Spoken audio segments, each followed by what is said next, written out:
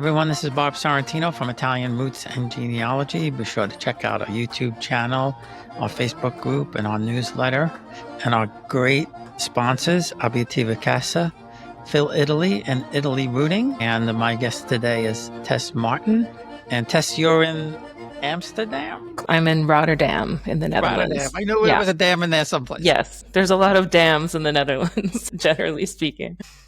Yeah, and we did several cruises with Holland America. So, all their ships are named after the cities, as you probably know better than me. Yeah, and they traditionally left from here, from Rotterdam. And there's even an old hotel here called Hotel New York, which is on the river, and it's traditionally, the hotel where people would stay before getting on the ship. That's why it's called Hotel New York. Oh, cool. I didn't know that. That's pretty neat. That's really neat. So we certainly want to talk about your Italian background, but, how'd you wind up there? My parents lived in Europe for 20, 25 years that happened to coincide with most of my childhood. Or all of my childhood. And so one of the places we lived in the early 2000s when I was a teenager was the Netherlands. And then I came back here to study a master's course about 12 years ago. And then I managed to stay in the Netherlands because of a special visa that exists for American freelancers, which is totally random and strange. But it just so happens that if you're a freelancer, so an artist in my case, this is one of the, and if you have a US American passport, this is one of the easier places to emigrate to because of this random visa that exists. So, oh, that's neat. Well, maybe if anyone is interested, you can Google the DAFT visa, the Dutch American Friendship Treaty visa. That's what it's called. Oh, wow, that's cool information for people, certainly freelancers. I have one of the people I interviewed who became a friend, Michael Fattarossi. I guess his home is in Amsterdam now, but he's splits his time between Lettere and Amsterdam. And he's building some kind of palazzo now, and I think in Lettere. So I would imagine he's building it in Italy and not in Amsterdam. Yes. He's building it. Though you never know, Amsterdam is also expanding. Yeah. No, I've never been there. Been a lot of places. I never made it there. So we keep saying we want to do one of those river cruises. So maybe we'll get there eventually, because I know a lot of them start there, right? Yeah, and they go down to Belgium also. I think that's quite a popular thing. Yeah, the canal system. Yeah. So what are your Italian roots? Yeah, so it's all thanks to my mother's father. Both my parents are from New Jersey, and my mother's father, Joe Medica, was from Philadelphia. And he was born to his father, who was from the north of Italy, from the Genoa region, though I should say his grandparents, because his father was born in Philadelphia also. His father's parents were from near Genoa, and his mother's parents were from the south near Salerno. And the two families, the Medicas and the Guglielmottis, they lived very near each other in South Philadelphia. They lived like a block away from each other. So presumably that's where his parents met, because they lived so close. And from this union, my grandfather was born. And then, unfortunately, his mother, Rosa Guglielmotti, died when he was 1 year old in the 1918 Spanish flu epidemic in Philadelphia. So he didn't know her, and he knew of her family. I mean, he knew her family. They were around. But really, he grew up with the Medicas in his father's house with all his aunts. So Philadelphia, and then he kind of got out of Philadelphia as a teenager and joined the Navy, which was probably for the best, I think is the story. That he was going through some stuff and had kind of a rough friendship crowd. So for better or worse, he ended up joining the Navy, and then eventually they ended up in New Jersey. But yeah, I've been researching the family history for quite a few years, but it all kind of started because one of the places we lived in, like I just described growing up, happened to be Florence in Italy. This has nothing to do with our Italian heritage, even though we were all very happy to be there. And my mother, especially, was happy to be in Italy. My mother also looks very much, I think, like her grandmother, the one who passed away young. I think she really looks like her. She doesn't look almost at all like the Genovese side of the family, which is ironic because they are the ones that we are more familiar with. Anyway, we just so happened to live in Florence in the 80s and 90s. And then I was in Italy for an artist residency, like as an adult. So, of course, I was very happy to be back in Italy on this artist residency. This artist residency was in a town called Bogliasco, which is south of Genoa on the coast. And my mom, I was there for a month, and my mom like called me up or sent me an email, and she said, "You know that you're near the place where dad's grandparents came from, the Genovese side of the family."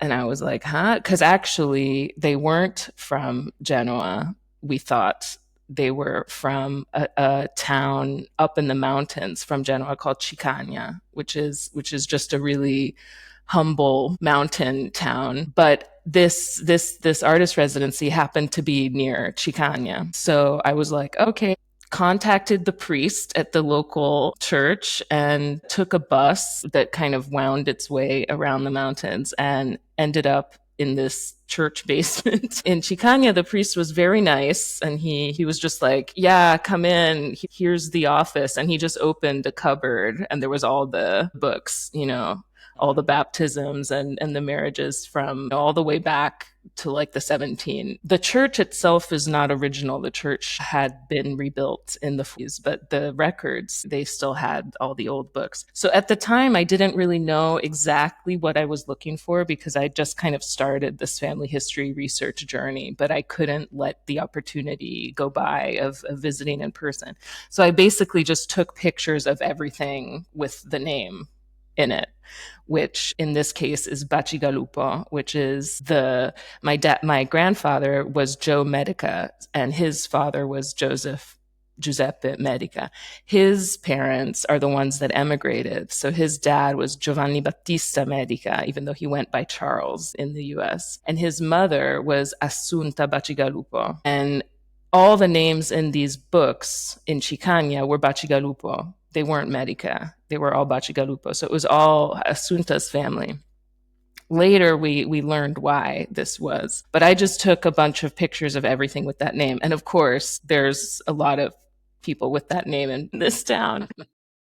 In fact, when we had been there once before in the 80s when we lived there, me and my parents went up there and I mean, I don't really remember this because I was a kid, but they have this funny story where they were, and this is like 1989. So they had taken the bus up to Chicagna, this humble mountain village, and they went to a little cafe and they were like looking for the cemetery or something. So they needed to ask directions. And my mom said she walked in and there was someone sitting at the bar who was the spitting image of one of her brothers. And she was like, okay, I guess I'm in the right place. She inquired as to, where the cemetery was. And they asked, where are you from? And she said, America. And the person said, which one?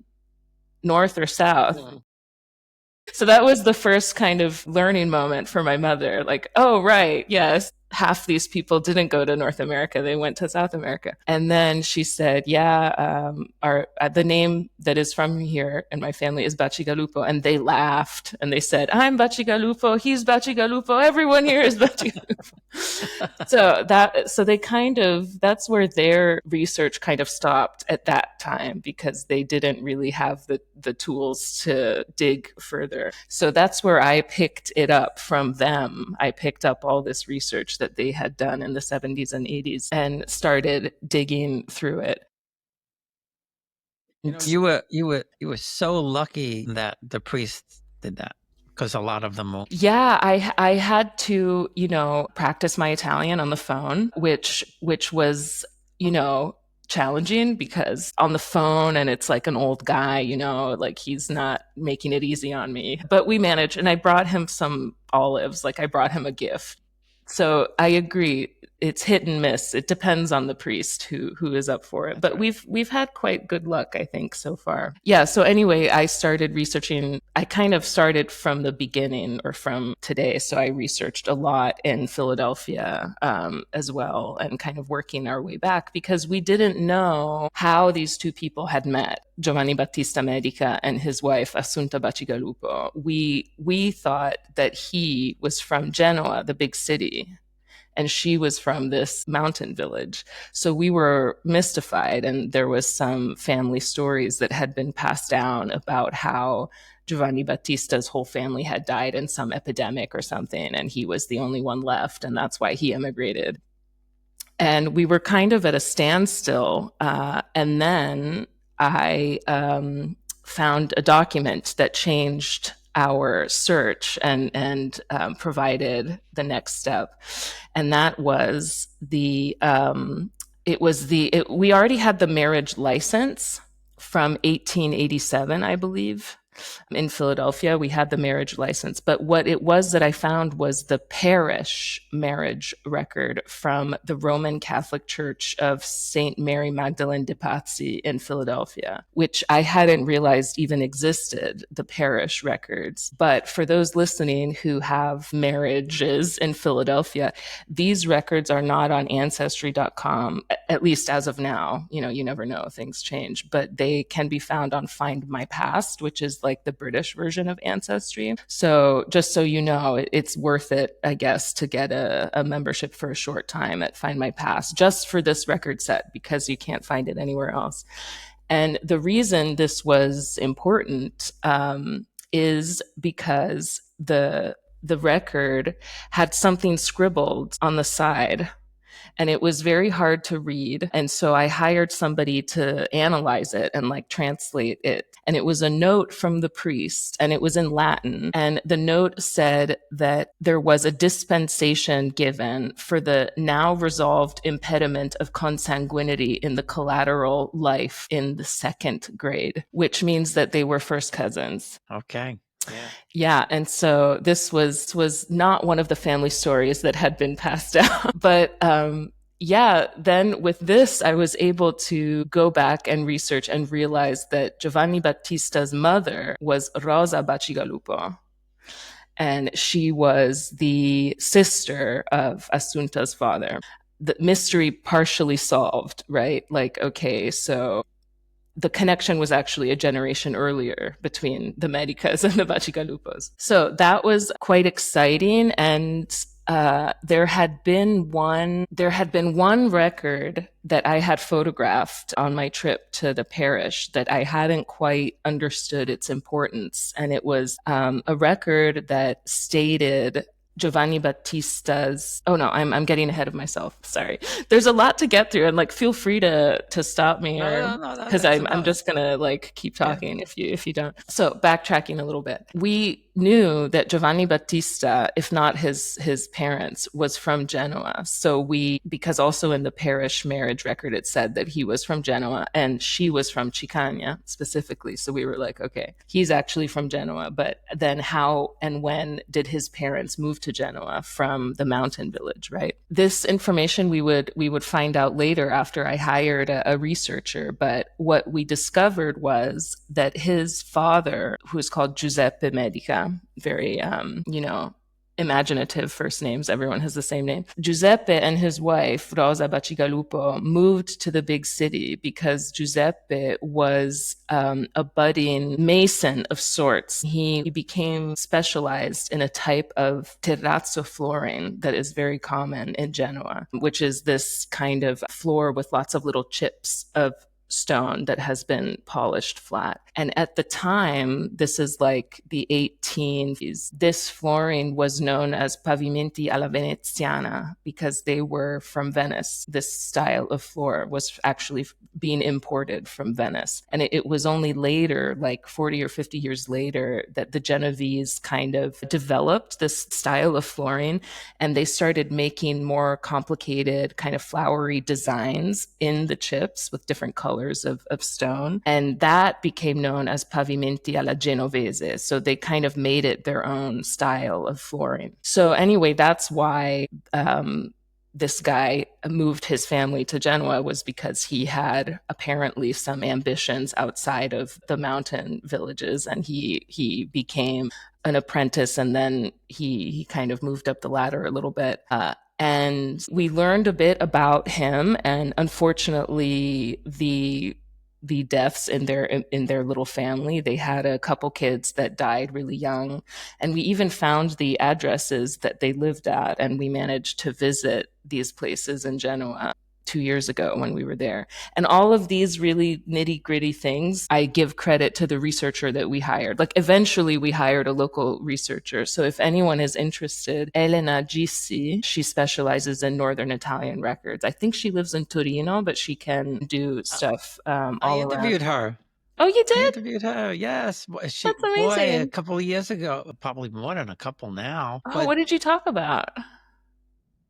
about her business. Actually, no, what happened was, yeah, so the interview is called The Woman in Black because she had a client, and her client's story was amazing because she was looking for a place to stay and wasn't sure, and she kind of was down to two places, and she did like eeny, meeny, miny, mo. She picked a place and found out the place that she picked was in her family, Mm, was willed to the people who owned it now. okay, And she cool. just picked this place. So we talked about that. We talked about her with her client. I did it. It was like the two of us, the two of them. And then I, through Family Search, I did the consultation with them because they do free consultations. Oh, cool. Yeah, they're really neat. Yeah, Like they'll for do a brick half-hour walls. consultation if you're stuck with, like, if Mm. you have a roadblock or something. So I had a roadblock on my fourth great grandmother, who was the Duchess of Capricota, and they found a 40-page document that was her nephew was disputing the will because her uncle said that he wouldn't leave anything to anybody unless their last name was DeRiso, and Mm. she was the only DeRiso. Mm. And even though she was a woman, he willed everything to her, which was unheard of back then. Mm. And she translated this document for me. Oh, great, great, great. It was pretty cool. Yeah, So yeah, Elena's great. I mean, she's so like she's fantastic. tenacious. Like she really went above and beyond, like hunting down these You know, various she did a research for one of the shows. I forget which one. One of those. like finding Yeah, your roots. you find it. Yeah. Yes, yes. Yeah, she's great. I mean, I'm almost sad that we kind of ran out of things too. We kind of investigated everything that we could or that felt like worthwhile. But yeah, she found out some amazing things that we would not have been able to do just on the internet because that you really needed to go in person to the archive. And one of these things was we had the family story that Giovanni Battista's whole family had died in some epidemic, and he was the only one left, and that's why he emigrated to Philadelphia. But that wasn't actually completely true. What we found in the records is that um, his his siblings had died at a young age, like in 1860, 1861, and that might have been one of the epidemics. Who knows? And then actually, him and his parents moved back to Chicagna, the village, and that was interesting. We didn't realize that they had moved back there. You know, he was born in Genoa, and then he emigrated from Genoa, so we just assumed he had always lived in Genoa and had never actually lived in the village. And then we found the death record for his mother, and it turns out that just a small amount of time after they had moved back to Chicagna, she was institutionalized in a hospital in Genoa. So she was sent back to the big city, and she was put in the Ospedale dei Cronici, which is the hospital for chronic illnesses in Genoa, which doesn't exist anymore. The building was destroyed in World War II, but somehow the books survived and are now in a different archive in a different hospital, ironically. And she was put in the department for epileptics demented. whatever that means. This is in 1872 when she was 46 years old. She entered this hospital. And there's some indications that she might have been transferred from a psychiatric hospital, but it wasn't clear. And her diagnosis was chronic dementia. Again, whatever that means at this time, right? So we actually visited this archive and we found her record. Like we knew that her record was there somewhere, but they're not digitized and we needed to look for it. So this was quite a surprise in the archive. And she was only there for 5 years and she died in 1877 at the age of 51 of decline and weakening. So what's interesting about the timing of this is that when his mother went into the hospital, Giovanni Battista was 10 years old. And when she died, he was about 14 or 15. But actually, he got on a boat to Philadelphia in June 1877. And 2 months later, his mother died in the hospital. So he was without his mother for the previous 5 years as a young teenager. And then he made the decision to emigrate as a very young man. And right after he left, his mother died. And I've always wondered if he went to the hospital on his way to the boat, you know, to say goodbye, because she was also in Genoa and he left from Genoa. So he could have, but that's one of the things that we can only imagine. Meanwhile, his dad was back in Chicagna. And something that we had learned, this is what I started saying previously, is one of the documents I had found in the parish archive in Chicagna was something that mentioned Giuseppe Medica, Giovanni Battista's father, but it said as his place of origin, it didn't say Chicagna, it said Montoggio. And at the time, I didn't realize what this was. I was like, well, whatever, like everyone is from this mountain village. But no, Montoggio is a different mountain village that is a bit north. And that is why in the parish records, it was only Bacigalupi and there was almost no Medici. So Elena, the researcher, she took this information and she went to Montoggio and she looked at the Montoggio parish records. And so there she found all of the Medicas. All of the Medicas were in these records, and she even found this record from, I want to say, 1706. It's called Stati delle Anime. It's like a census that's done by the priest. So it's called the State of Souls, Stati delle Anime.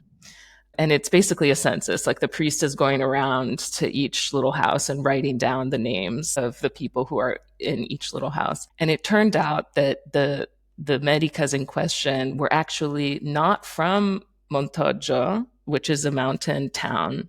They were from two different very tiny mountain hamlets, really up in the mountains, called Campo Veneroso and Salice, which are now abandoned. And you can still find on YouTube some videos of hikers hiking up to Campo Veneroso because it became kind of well known in World War II as a place where the partigiani would like hole up or whatever. And so it became kind of a venerated little hamlet, but now it's all fallen apart. It's all completely in ruins. And Salice even more. Salice is like basically has been reclaimed by nature. Really impassable. I mean, like only a donkey trail. And that's it. And so we learned a little bit about like, well, what was life for these people? What did they do? You know, apparently one of the things they would do, I think it's called carbonari, is they would make charcoal from wood or whatever. And apparently this was considered like the lowest of the low, you know, like very, very humble origins we're talking about. But they were there for generations and they were all there in the books. And then Elena was like stumped.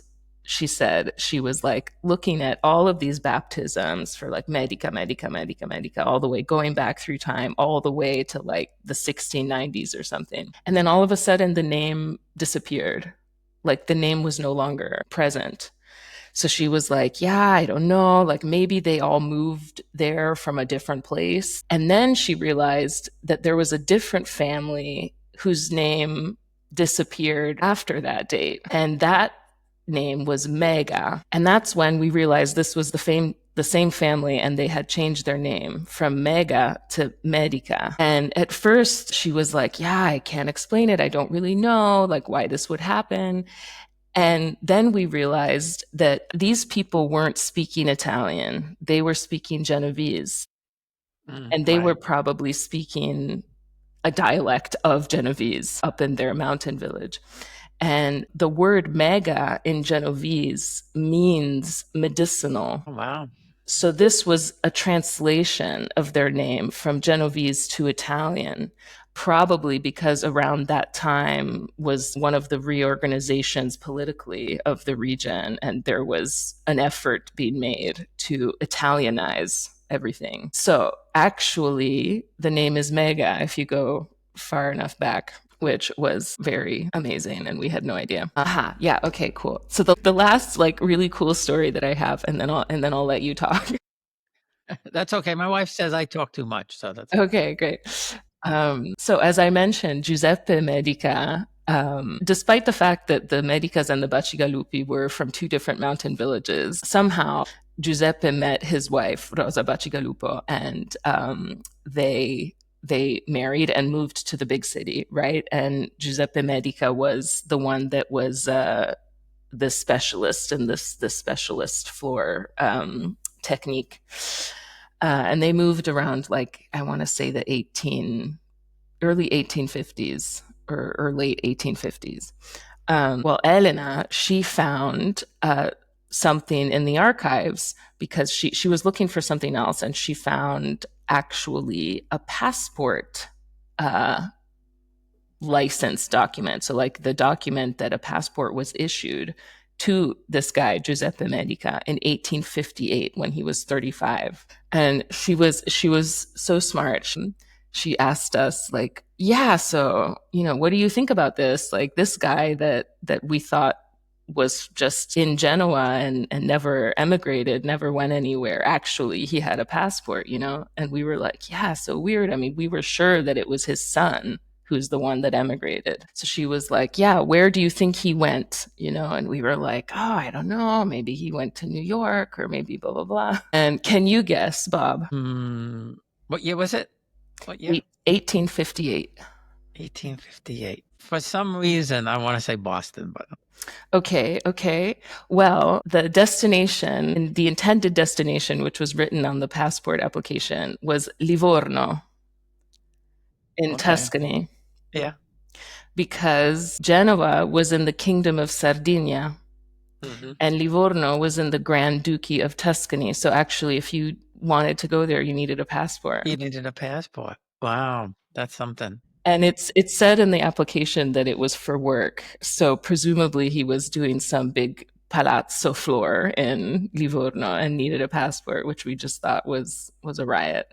So It's funny, but they were all separate places back. But that was just indeed, until very slightly before the recently. unification. Yeah. And I did a whole bunch of research into like what was happening in Genoa was like the site of a lot of these conflicts, and Napoleon took over the city for like 6 years or something. And I was always wondering like how much these political changes were affecting these these people who lived in the mountains. Actually, they didn't live in the city. So I always wondered like how, like, did they even notice this stuff going around them? Or It probably took a long time. Garibaldi started in the north, but I would think that some of these little places, it probably took a long time before it got there. I mean, eventually they had to just fall into step, I suppose. yeah, and I wonder also, like, apparently at a certain point there was compulsory military service for Hmm. the men, and this guy Giuseppe apparently did his military service in Sardinia. It said that on the passport application that he had completed his military service. So I guess in that sense, the young men at least were roped in to serve in some capacity. But other Well, than that, the nobility would typically the second son or the third son, typically sometimes the second son will become a priest or whatever, because they weren't going to get in, they weren't getting anything, and then the other sons would become officers in the military, because you had to be from the nobility to be an officer, Mm-hmm. no matter what your skill set was.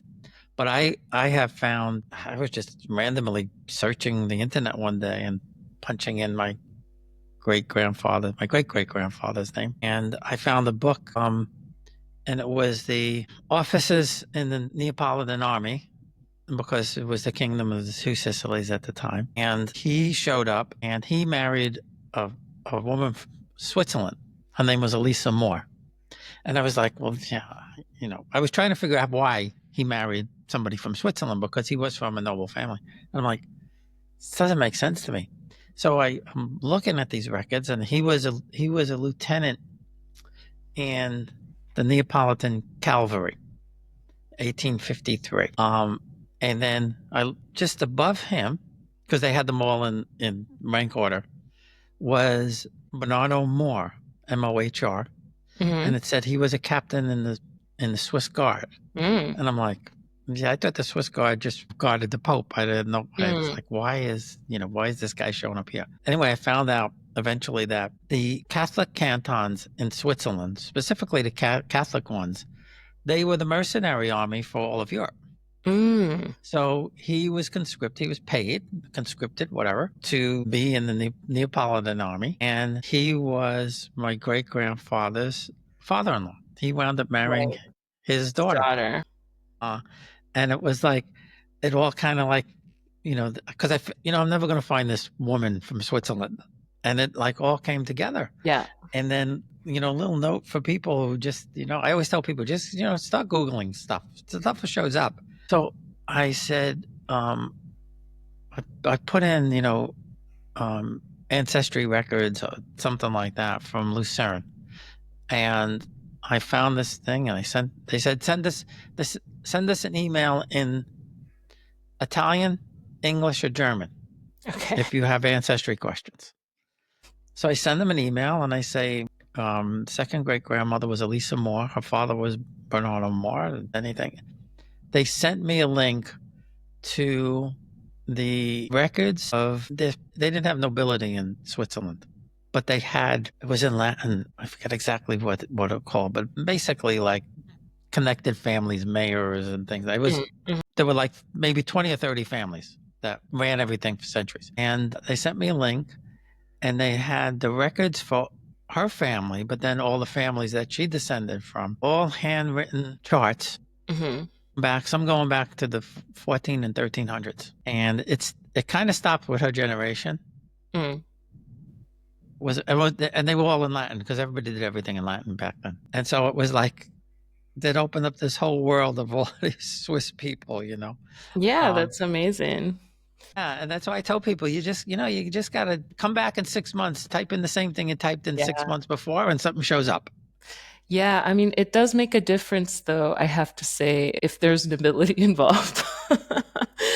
I feel like there's a lot more documentation for noble families. It was a real challenge researching these humble, farmers, basically. But I really enjoy actually, like, okay, so maybe there's not so much to learn about the actual people. I mean, Elena did find a lot of interesting documents, so we know a bit more about like how the family is kind of intermarried, and but there's not a ton of documentation. I mean, we don't know much about them as people. We really just know like maybe their name and when they were born. We don't even know often their occupation. It's like very little information, but I still enjoy The church records wouldn't have that. That's yeah, the civil exactly. and the civil records in the north didn't start until later on. But Exactly. that's why I said you were lucky. My mom's family, they were farmers from Puglia, and I they were probably one of the early, maybe they were one of the test areas, because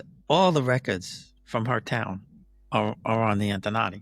Mm, But the priest there, he won't let anybody in, because I mm, made friends, a couple of friends there, and I said, why don't you tell Don Nicola that, we'll pay. There's so many people from this town in America mm. that, he could pay for the church with us, and he won't let anybody in. But the records are digitized, you said. Well, the civil records are, Ah, okay. but not the church The records. He parish. won't let anybody into the church. Yeah, I mean, it's yeah, I guess it's a bit of a crapshoot, Yeah, unfortunately. it is. Yeah, but I still enjoy like basically embedding myself in the context of the situation. Like, okay, so I'm not going to learn, what this guy did for a living. He probably was a farmer. So Yeah, then probably. how did farming look like in these mountain places, like what does that mean? I mean, because there's no land. I mean, everything is rocky mountains. Well, Trying you, to you learn know, like, we were in a town in Calabria. We have friends there, and they took us up the part of the town now is by the sea, so that's where kind of everybody is now. But people still live in the old town up on a hillside, right? And it's a trek to get up there, as you know. But they took us up there, and he said, "You see that gate, like over there, that archway and gate?" And I said, "Yeah." He said, "That's the road that the people would walk down to do the farming." okay, so they would come down the mountain to farm a Yeah, plot of land. yeah, Oh, that's interesting. and I either mean, that makes walk or sense. donkey carts. Yeah.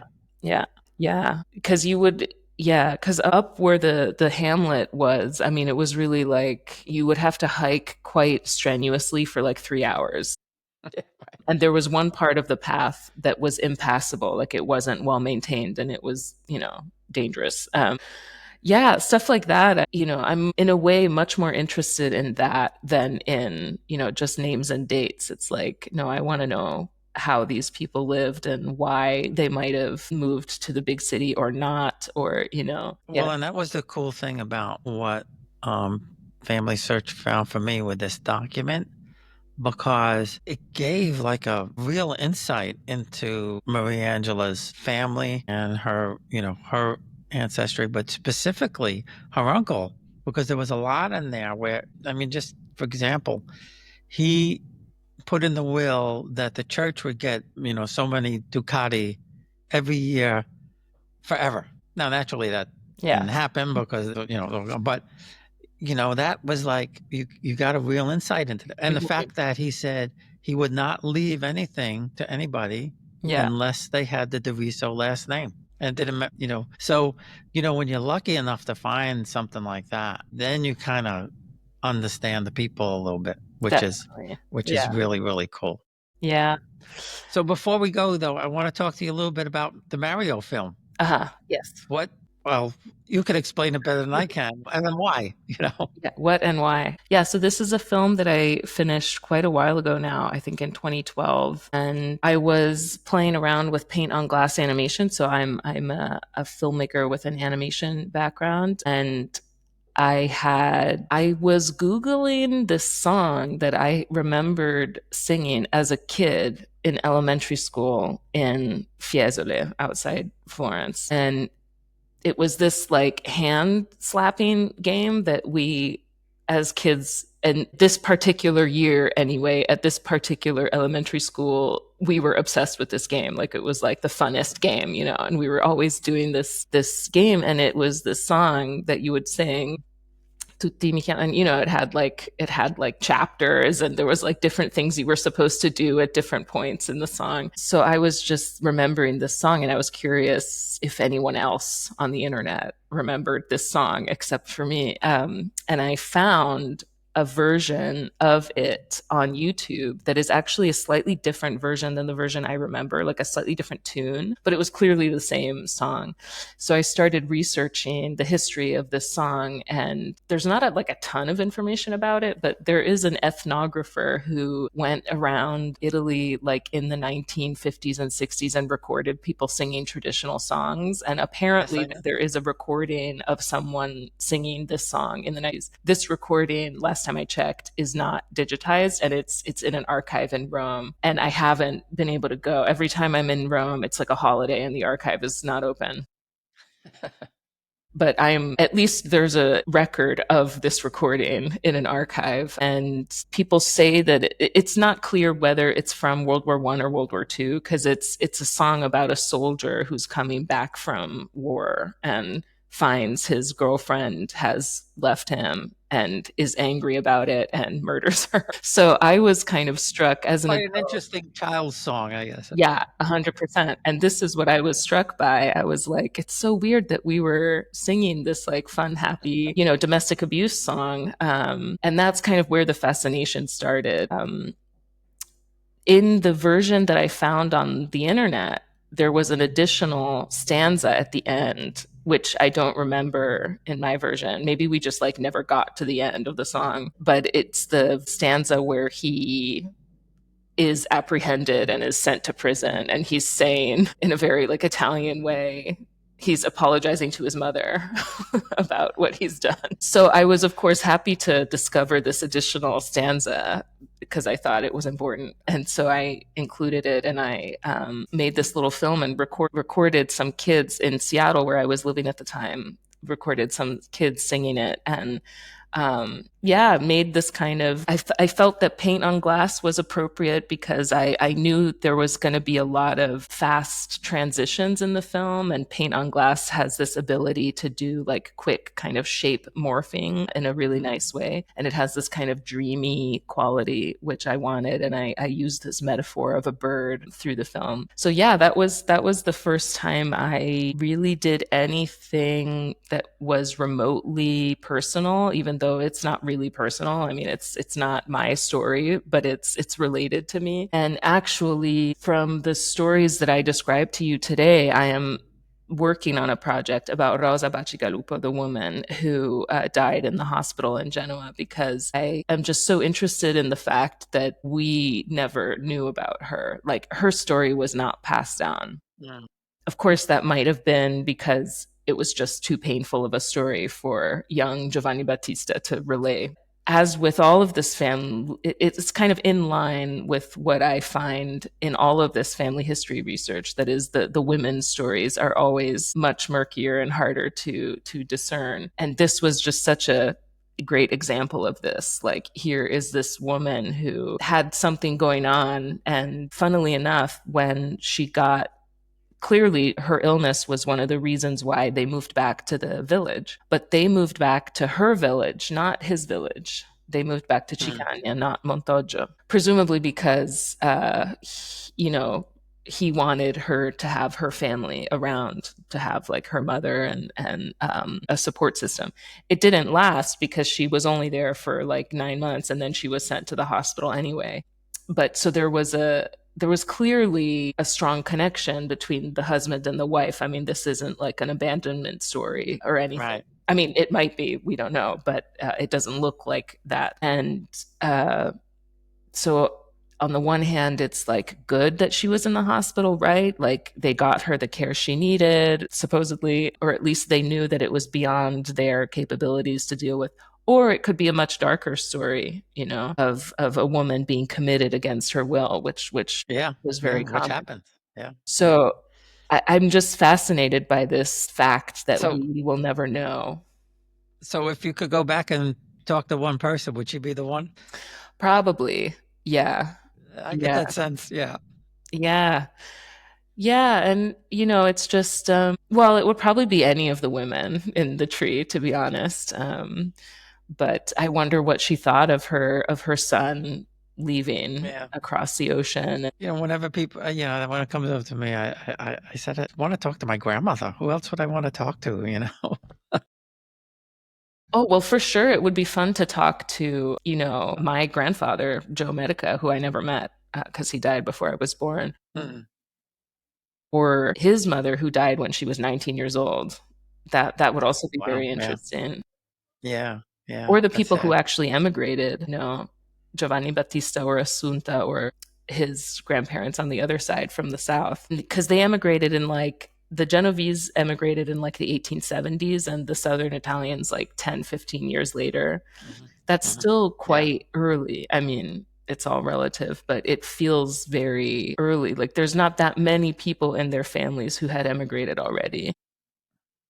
Yeah. Well, you see, in my father's family, it was, my father's mother, she was the only one who came. Her and Mm, her aunt. Her aunt had come 10 years earlier. But again, she was from a noble family, so they didn't have to come.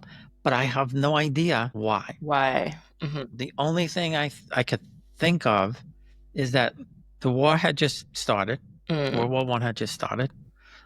Maybe my grandfather had to go in, or who knows. But her aunt's husband was some sort of entrepreneur in mm. New York. So you try to think of why, and I said the only thing I could think of is maybe he said, "Well, come to America, and I'll help you in a business," or something like that. Yeah.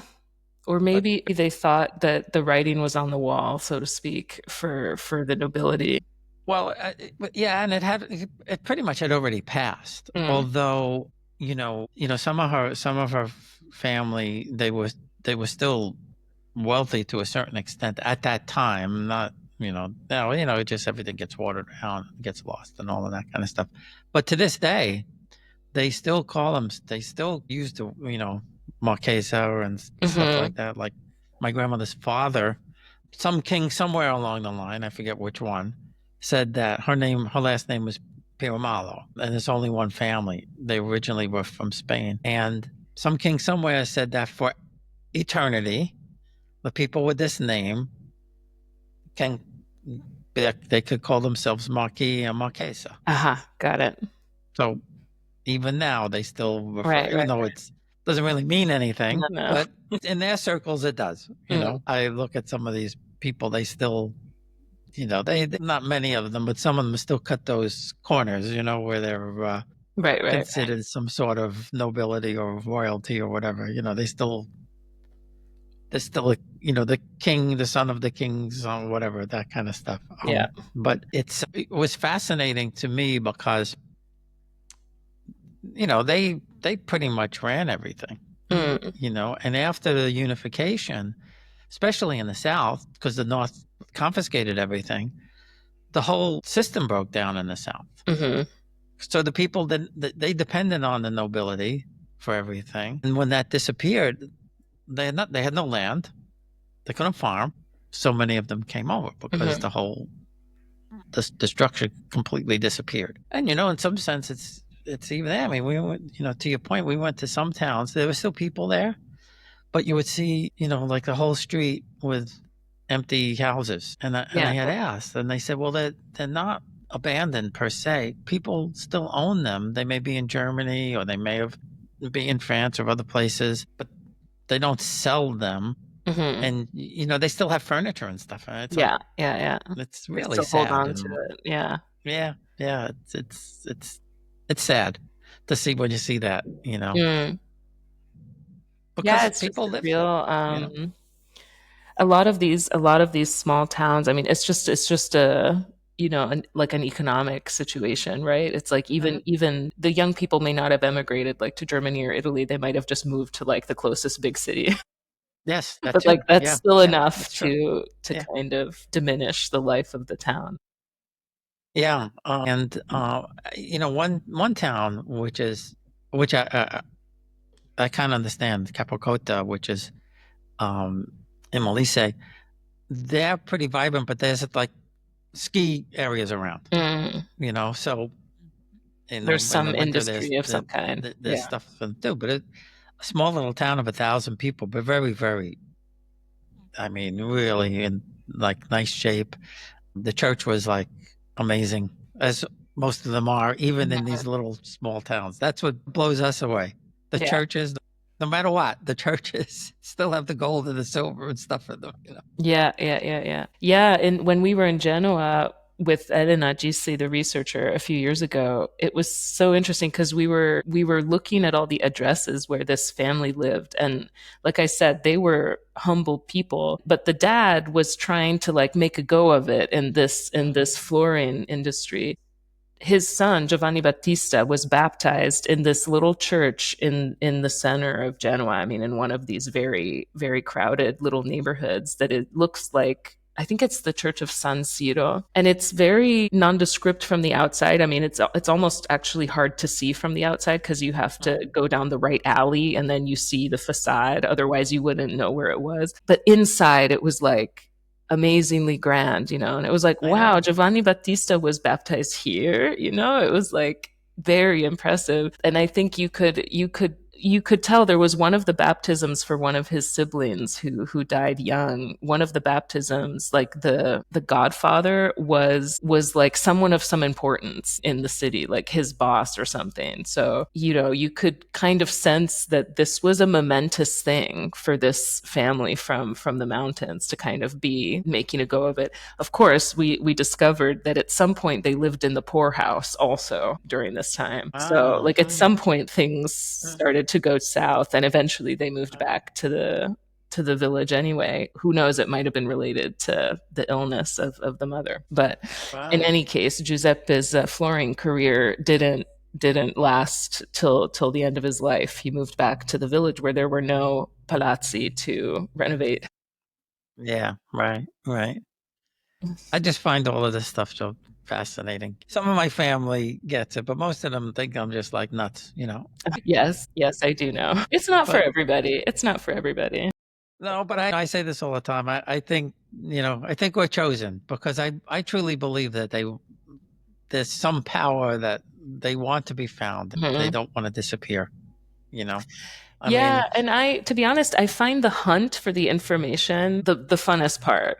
Like mhm, the mhm, information yeah. itself is great when you get it, but it's actually more the hunt. I find it's like a treasure hunt. Yeah, it is. It is. It is. And that's why I said before, I tell people, don't give up. Come back. Things, Hmm. something will show up someplace. Something will Yes, show up someplace. indeed. Well, listen, this has been a lot of fun, fascinating. I love the stories. Love that we have Elena in common. I'll have to Yeah, send how this to her. funny. I'll send you the 2 interviews I did with her. Yeah, I'm not surprised at all because she's amazing. So I can't She's recommend wonderful. her Yeah. highly enough. Yeah. Yeah. Well, we'll give her another plug for sure. And when I do the blog, I'll put her name back out there since you work with her.